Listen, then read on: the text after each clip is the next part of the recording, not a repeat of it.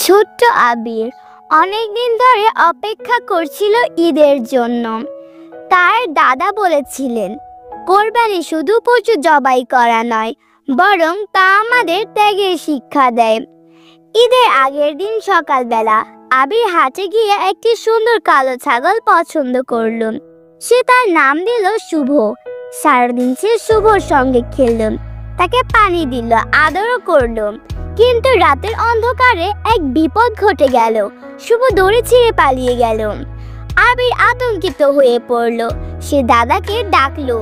তারা পাড়া মহল্লা খুঁজতে বের হলো।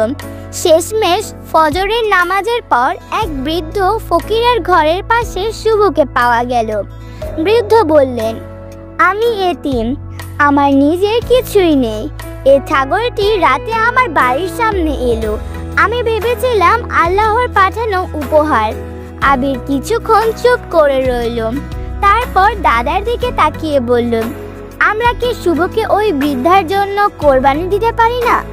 দাদা গর্বিত হয়ে মাথা নাড়ালেন। এটাই প্রকৃত ত্যাগ আবির। ঈদের দিনে তারা ছাগলের মাংস পুরোপুরি বৃদ্ধ এবং আশেপাশের দরিদ্রদের মাঝে বিলিয়ে দিল। আবির সেই দিন বুঝতে পারল, ত্যাগের প্রকৃত অর্থ শুধু কোরবানির প্রাণী নয়, বরং অপরের কল্যাণের জন্য উৎসর্গ করাই আসল শিক্ষা। ভিডিওটি ভালো লেগে থাকলে লাইক, কমেন্ট, শেয়ার এবং সাবস্ক্রাইব করে দিন।